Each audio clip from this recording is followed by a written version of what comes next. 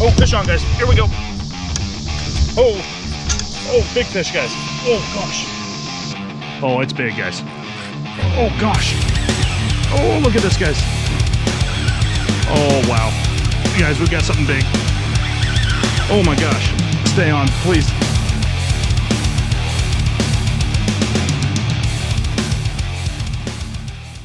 What's up, guys? I'm super excited about today.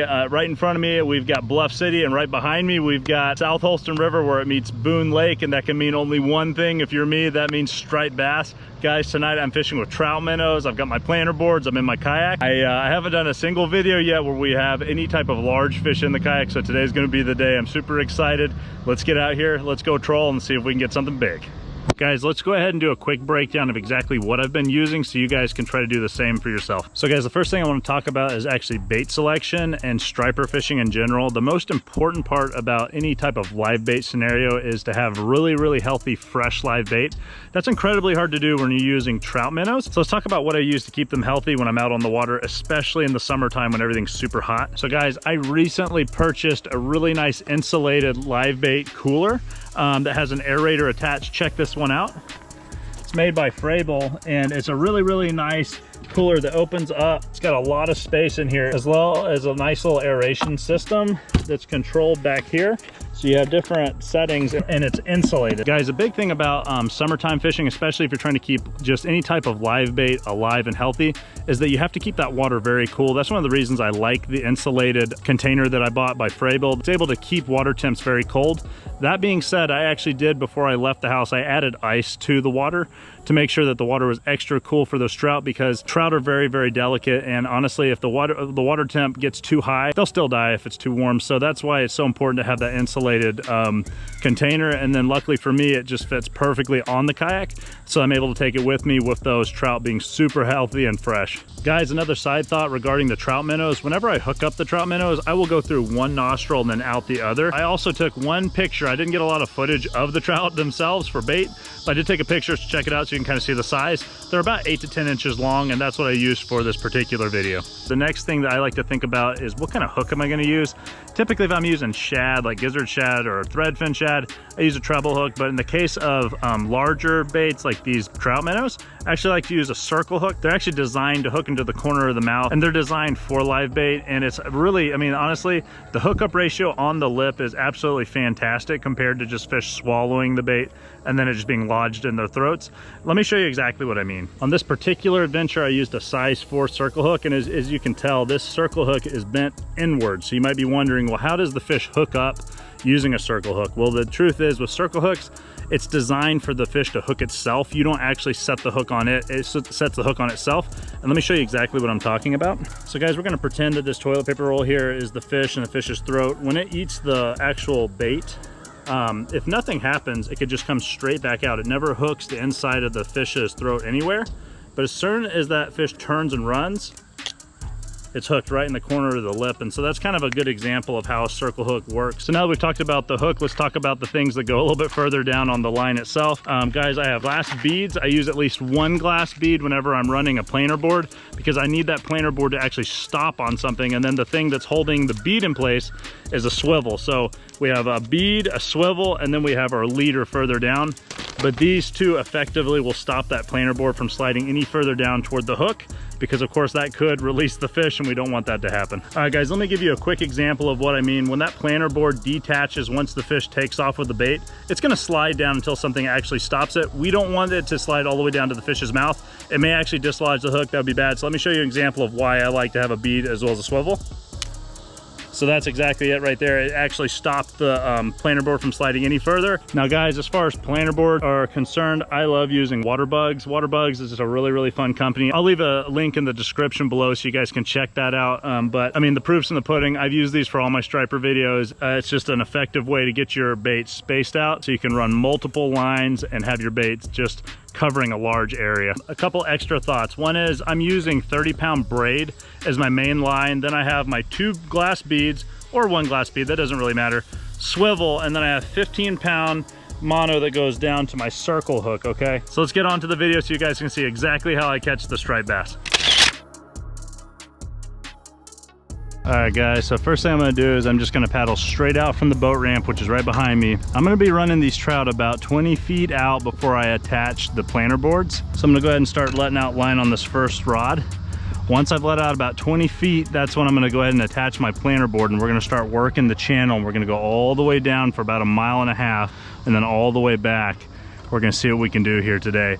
The good news is they've been running the water all day. And what that means for me is these trout are gonna stay healthy for a long time as we troll. And that is good news. Let's go ahead, we're out in the channel now. Let's go ahead and attach our planter board.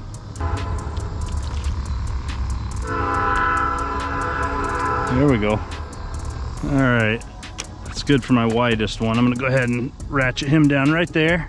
And guys, I really don't wanna run more than about 2 at a time being in a kayak, because it's just not a lot of space to manage a lot of chaos. So as you guys can see, the planter board's just off to my right. What it does is it really spaces out the bait nicely, so that as you're moving in a forward motion, it'll keep them tapered out. So as we're covering different areas, hopefully multiple baits in front of eyes. We're fully trolling, now we're just gonna cruise, see what we can do here. We do not have to go fast with these trout, we just need to cruise. Keep them off of these trees, but in this little like cut right here, this is the deepest section.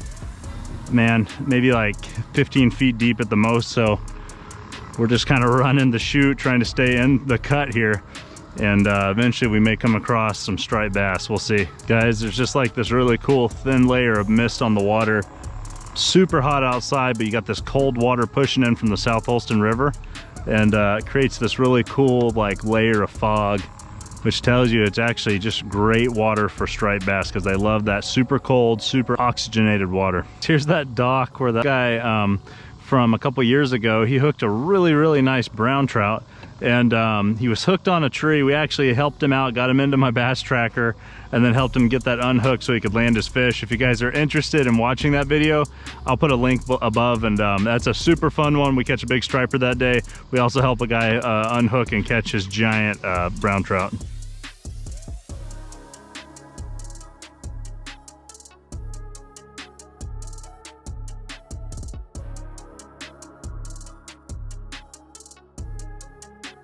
All right, so guys, we're running 1 trout on each side of the boat now. It's been about an hour since I started. So far, no takes. We've come probably about 1 mile, not even quite 1 mile. And we've turned around at the A-frame. We're gonna be working this section this evening. And it's starting to get into that prime time as far as lighting is concerned. This is when they should pick up. If we have striper in this particular stretch of the river / lake, then this is the time you want to be out here. Oh, fish on, guys. Here we go. Oh, big fish, guys. Oh, gosh. Oh, it's big, guys. Oh, gosh. Oh, look at this, guys. Oh, wow. Guys, we've got something big. Oh, my gosh. Stay on, please. Oh, it's big. Oh my goodness. This is a big fish, you guys. It's got a lot of power on it. I'm gonna try to backpedal a little bit. He's pulling me in toward the bank.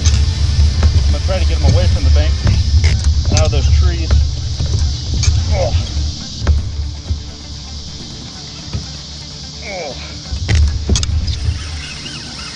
Oh my goodness.